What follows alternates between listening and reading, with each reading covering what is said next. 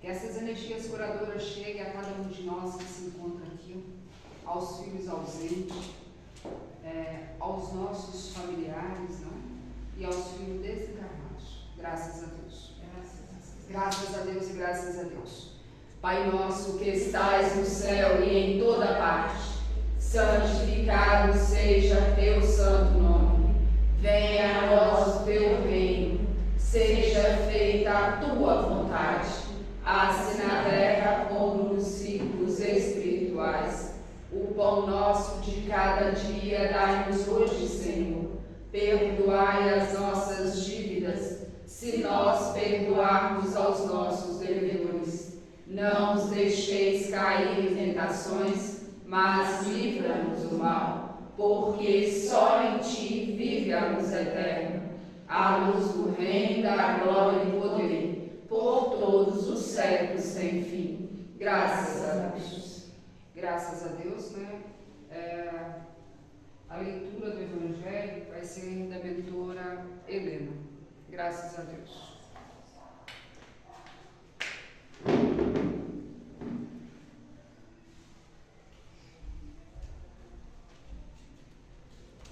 Boa noite a todos. Boa noite.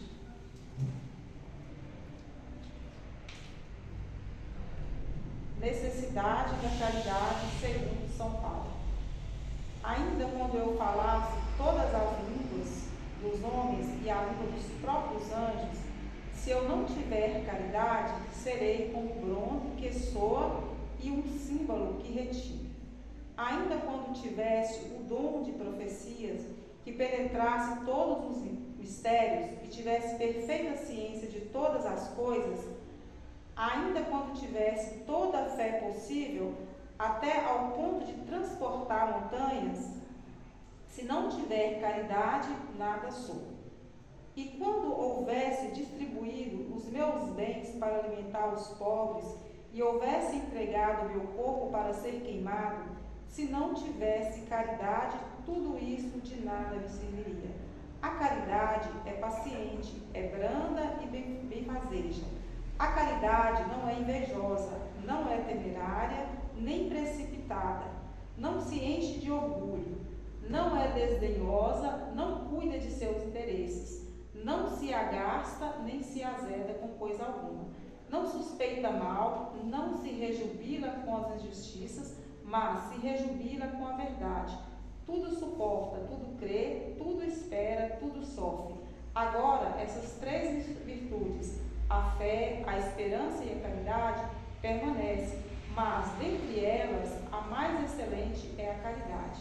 São Paulo, primeira epístola aos Coríntios, 13, 1 a 7 e 13. Graças a Deus.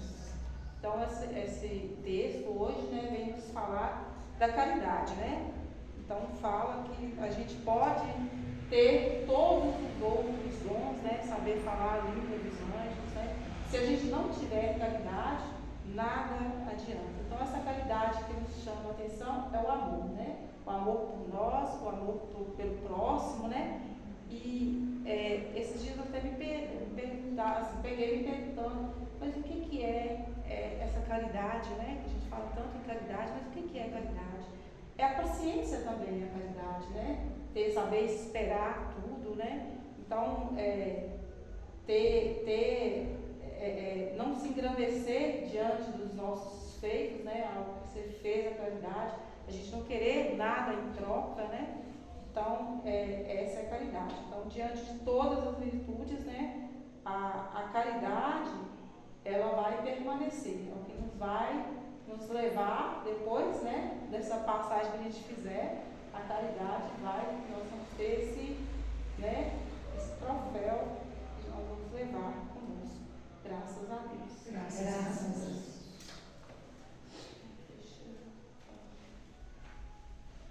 Graças a Deus, né? Hoje nós temos a palestra da mentora Lisandra sobre violência espiritual. Eu quero que vocês participem também, tá? Estamos aqui para trazer todo esse acolhimento a cada um de vocês. Graças a Deus. A mentora.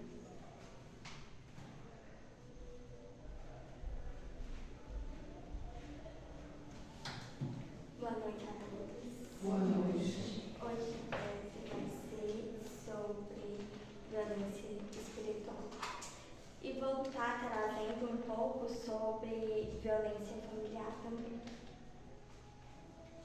Violência doméstica é consequências espirituais.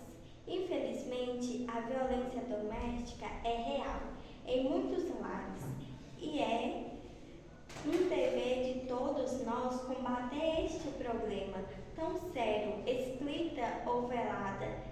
Ela é muitas vezes praticada dentro de casa ou no ambiente familiar.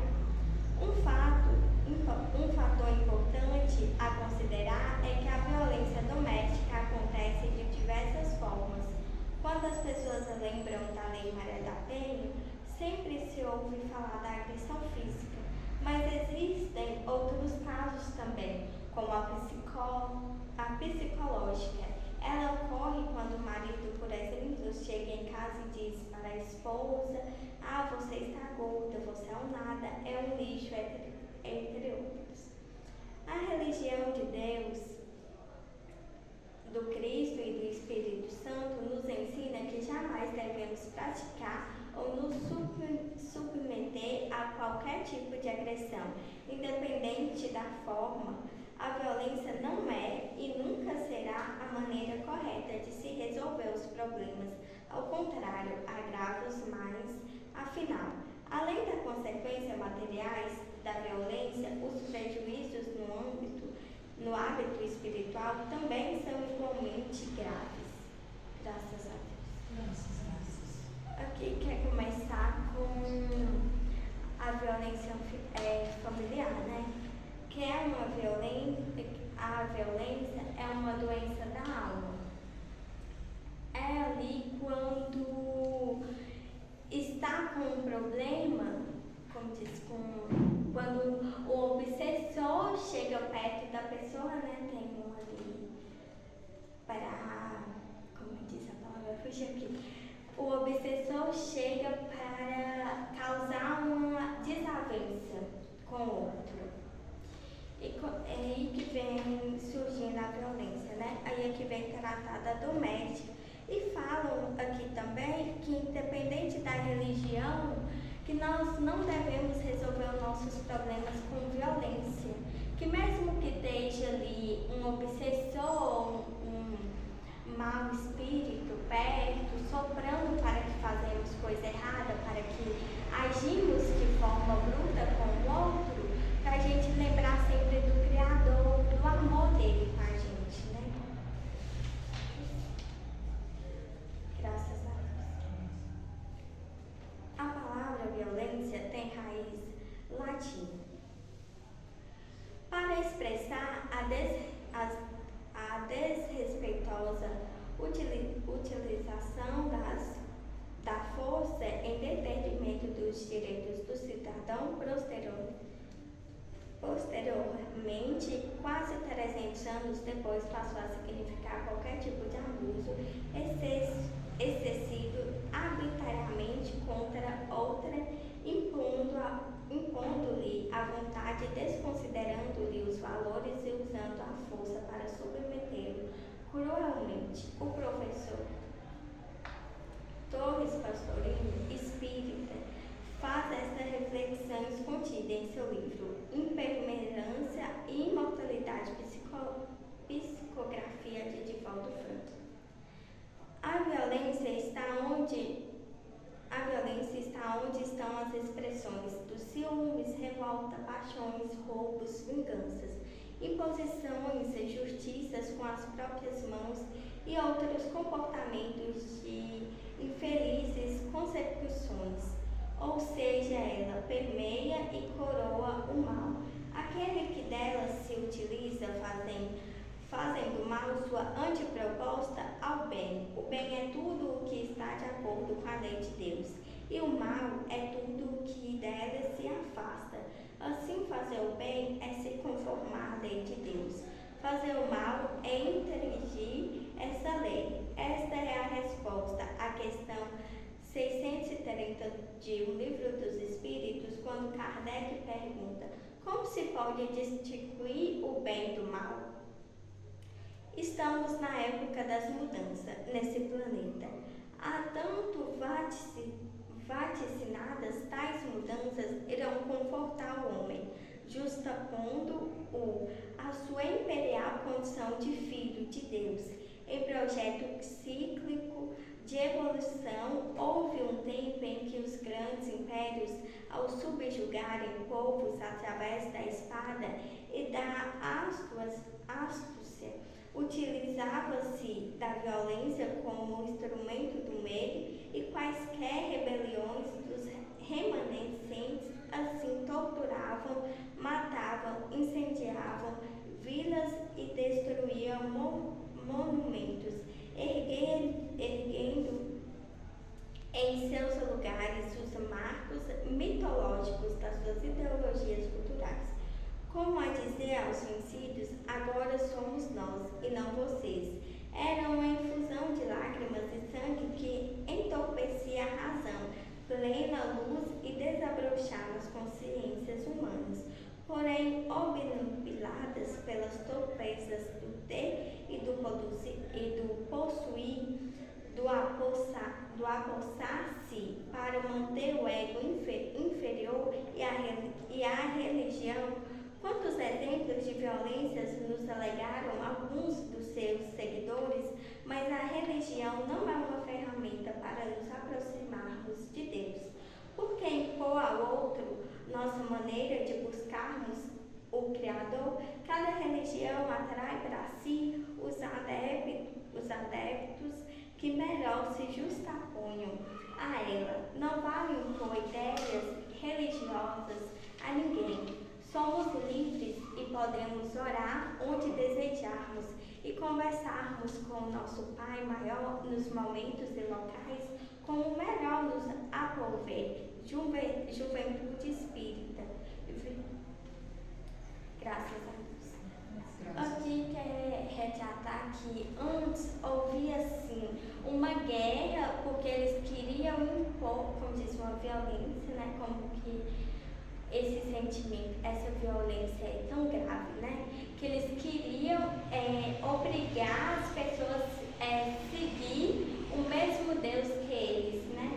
E como que as pessoas queriam impor esse direito e querer ir contra a vontade deles, eles acabavam matando, eles queriam que eles seguissem eles, né? Eles acabavam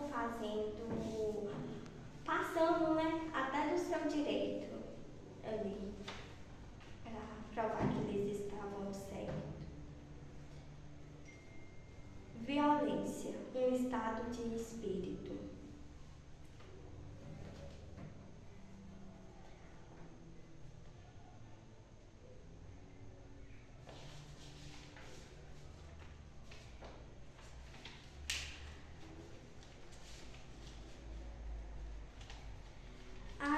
A violência silenciosa que mata ideais, enquanto isso o eu superior aguarda e não perde oportunidades para demonstrar-se, falando a razão que a violência é desnecessária, pois que posta-se como indivíduo sensato, cultivador da paz e antes uma enfermidade e uma vitória espiritual. Mas a violência integraça e a vemos nas mais variadas formas, dentre tantos e violento o ato de interpor-se entre o ser e a educação, prejudicando a ambos, como também o é xingar, reclamar constantemente, criar intrigas, trocar socos e pontapés em casa ou não, lançar longe pertences alheios. Também é violento o ato de conspurcar mentes infantis, levando-os ao crime ou à prostituição. É violento o ato de ligar um som muito alto, tanto em apartamento ou vizinhanças próximas quanto nas ruas. É violento o ato de deixar a sociedade sem a necessária segurança aos seus justos apontamentos, dirigir embriagados, colocando vidas em riscos, vender produtos alcoólicos ou drogas alucinogênas, a menores. Há ainda a violência silenciosa que mata ideais, rouba ideias para apropriar-se delas, trama a descida de um para o apogeu indébito do outro. Armas ciladas para ver a dor alheia, permite que um morra para que alguém mostre sua insatisfação a ele ou ao grupo, que pertence a trair a confiança que lhe é depositada, conspurca o lar que o abriga.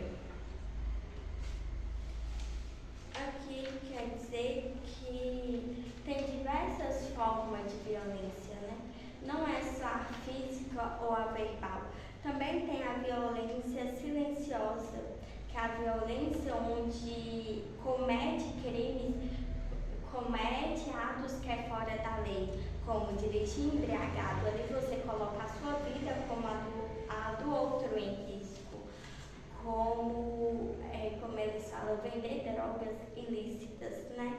Também é uma coisa ali que você está acabando com a vida do outro e você está causando uma violência para si e para o outro também. Isso que eu entendi. Graças. A violência espiritual é uma forma de abuso que pode ser sutil e mascarar-se como prática religiosa. É definida como controle e dominação, usando como armas as escrituras, a doutrina ou seu papel de liderança. O abusador pode usar o nome de Deus e a sua posição espiritual para ferir e manipular pessoas. Quando abordamos esse assunto, estamos simplesmente falando de alguém que extrapolou o si. A violência espiritual pode ser difícil de reconhecer ou definir, mas as feridas que inflige às pessoas no plano espiritual são graves e profundas. O direito constitucional, a liberdade de crença não pode ser interpretado como o direito de agredir, de desencorajar vítimas ou de evitar que agressores sejam devidamente punidos em nome da fé. A violência espiritual é uma forma de abuso que pode ser sutil. É definida como controle e dominação, usando como armas as escrituras, doutrinada ou seu papel de liderança. O espiritismo não combina com violência, armas, penas de morte e discurso de ódio. O método de Valdo Pereira Franco, discípulo de Chico Xavier e considerado o mais importante representante do espiritismo no Brasil, diz que a violência é uma doença da alma. Graças a Deus. Graças a Deus. Aqui começou a falar que também tem a violência espiritual, que é onde os falsos profetas acabam ali aproveitando daquela vítima. É onde eles colocam aquela vítima, a vítima vai atrás de se curar e eles acabam mais sujando, né, o espírito daquela vítima, como colocando eles para baixo, não faz a elevação totalmente, não resolve totalmente o problema porque quer que a pessoa volta, né? Encaixa também as pessoas que vendem o seu dom. Isso é uma forma de violência espiritual, né? Porque acabam ali, não cura totalmente tem o dom da cura e não passa ele gratuitamente. Quer passar em forma de, não quer passar dando amor, passa mais para receber bens materiais, né? Valores imateriais. O Evangelho foi já chamando a atenção para isso, né? Para essa claridade, que não adianta falar a língua dos anjos, né? E fazer toda essa coisa em nome do Cristo, mas se não tiver o Cristo, né? Não vivenciar aquilo, né? Então, eu acho que chama muita atenção para esses né, profetas que falam em nome do Cristo, mas não agem. Oi? Não agem. Fala, mas não agem. Hoje eu vi até algo sobre isso. Que fala, trabalha para o Cristo, fala o tempo todo do Cristo, mas não fala com o Cristo, né? Então não está de acordo com o que o Cristo quer. E também tem uns que é ao contrário. Tem alguns que falam que sente a presença, mas em casa faz de outro jeito, né? Sim. Eu acredito que é isso mesmo. Que tem muitos falsos profetas, né? Que ficam praticando essa violência espiritual. Alguém mais quer complementar com alguma coisa? A Ana Gabriela veio aqui na frente.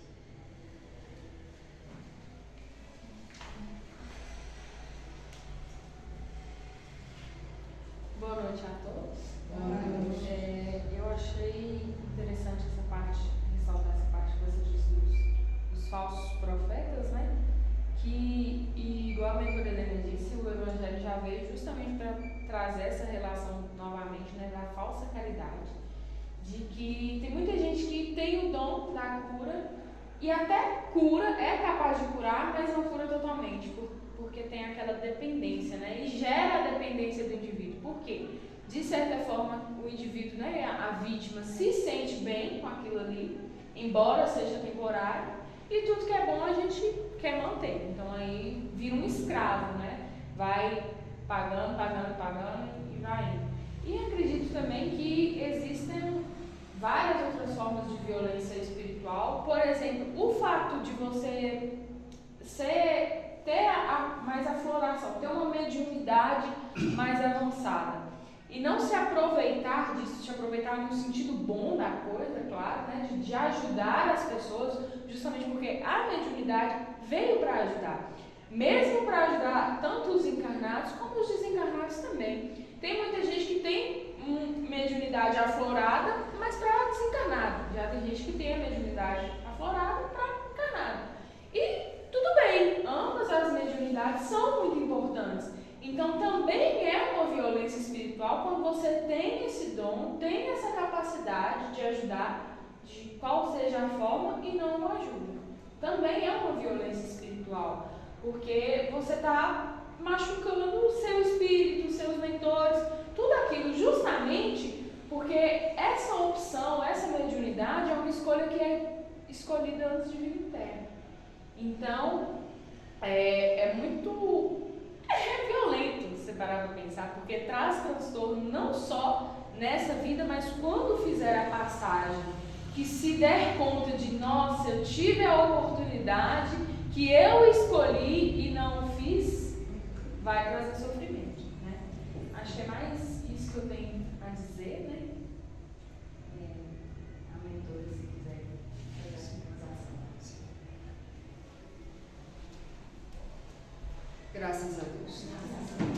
Estamos falando de violência. Essa violência começa, às vezes, com pequenos gestos. Esses gestos vêm machucando a cada dia.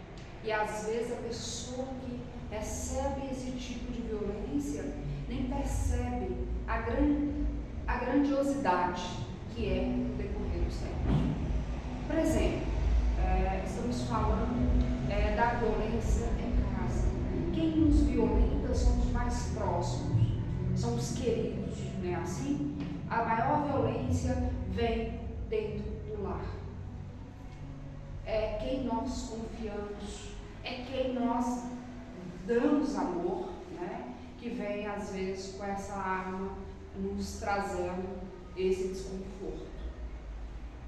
Hoje temos aqui um espírito, ele é dessa terra, né? Ele fala que ele nasceu nessas terras, ele é dirigente de uma igreja, ele fala que ele desencarnou há quase 30 luas atrás.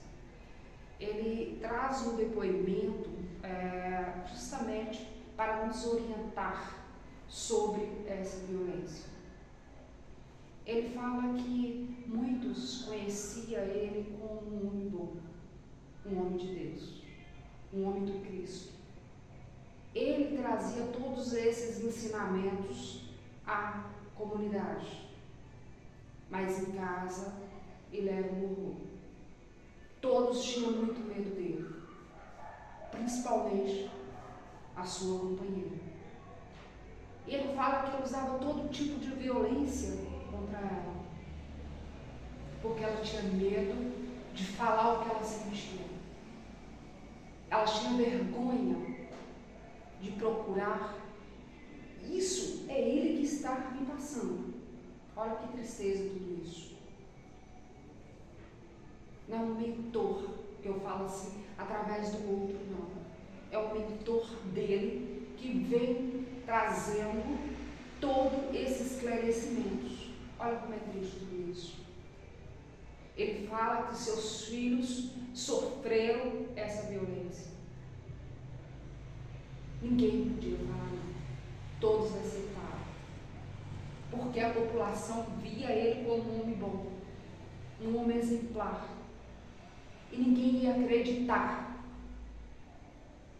nessa companhia.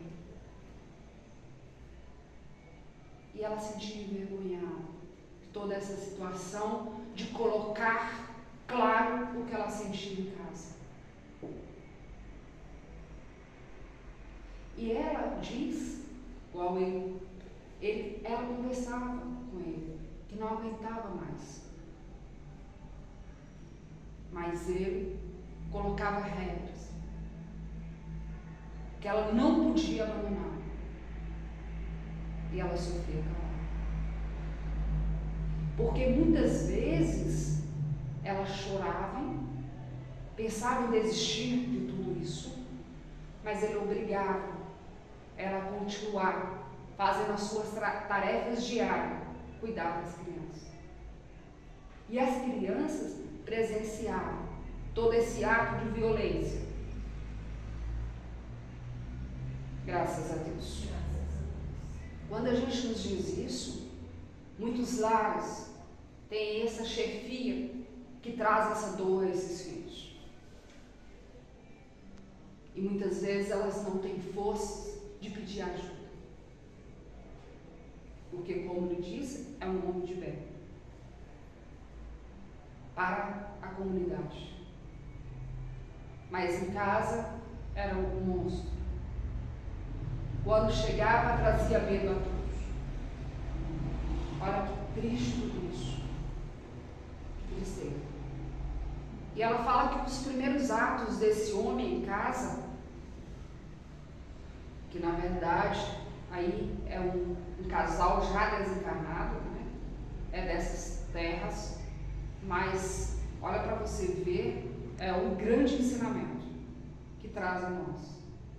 Porque nós calamos. Porque muitas vezes essa busca, o que as pessoas lhe dizem, a sociedade, a comunidade, para essa mulher? Eles trazem mais medo a ela. Porque se ela fala, ela é julgada o tempo todo. É uma mulher boa, é uma mulher sem atitude, é uma mulher que perdoa, é uma mulher que... Então ela começa a sociedade passar tudo isso a essa mulher que necessita de acolhimento e de amor. Ela recebe mais julgamento do que o companheiro que espanca. Não é assim? E às vezes não é tão fácil sair. Quem está lá fora, às vezes começa a lhe dizer de qualquer jeito. Mas quem está ali, muitas vezes não quer sair. Começa os seus filhos sofrerem, começa a situação chegar em casa, porque a primeira coisa que eles lhe dizem, não vou dar comida. Não vou dar lar a esses filhos. Você pode até ir embora, mas os filhos ficam. E ela sabe que esses filhos vão sofrer mais do que ela estava sofrendo. Então ela prefere, e muitas vezes, ameaças, e ela não tem força para sair, para tomar decisões. É essa mulher que precisamos trazer o acolhimento, o amor verdadeiro. Graças a Deus.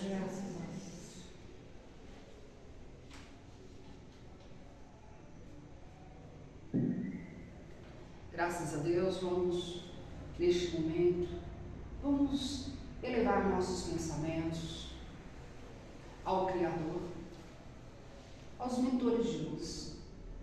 Que essas energias curadoras cheguem a esses filhos, que necessitam dessa energia de cura, de livramento. E graças a Deus. Graças a Deus e graças a Deus. Pai nosso que estais no céu e em toda parte, santificado seja teu santo nome. Venha a nós o teu reino. Seja feita a tua vontade, assim na terra como nos círculos espirituais. O pão nosso de cada dia dai-nos hoje, Senhor. Perdoai as nossas dívidas, se nós perdoarmos aos nossos devedores.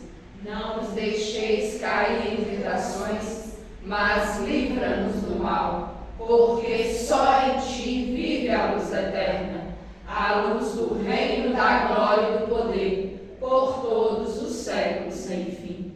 Graças a Deus. Pai nosso que estais no céu e em toda parte, santificado seja teu santo nome. Venha a nós o teu reino. Seja feita a tua vontade, assim na terra como nos círculos espirituais. O pão nosso de cada dia dai-nos hoje, Senhor. Perdoai as nossas dívidas, se nós perdoarmos aos nossos devedores. Não nos deixeis cair em tentações, mas livra-nos do mal, porque só em ti vive a luz eterna, a luz do reino da glória e do poder, por todos os séculos sem fim. Graças a Deus. Graças a Deus. E agradeço imensamente a cada um de vocês presentes, que essas energias curadoras chegaram a esses filhos desencarnados, trazendo toda a tranquilidade a eles, toda a paz, toda a aceitação, e graças a Deus. Que essas energias chegaram aos nossos familiares, e graças a Deus, nos trazendo toda a proteção divina, e graças a Deus. Agradeço imensamente a presença de cada um de vocês. Sinta acolhidos, sinta amados por mim e todos os mentores da Casa Bem Te Vi. Graças a Deus. Graças a Deus, graças a Deus. Graças a Deus. Vou passar a palavra para a mentora Lisandra para finalizar. Graças a Deus. Eu quero agradecer a todos vocês que estão aqui me assistindo, aos encarnados e aos desencarnados, e a vocês que não puderam estar aqui hoje, mas estão me assistindo. Obrigada. Graças a Deus.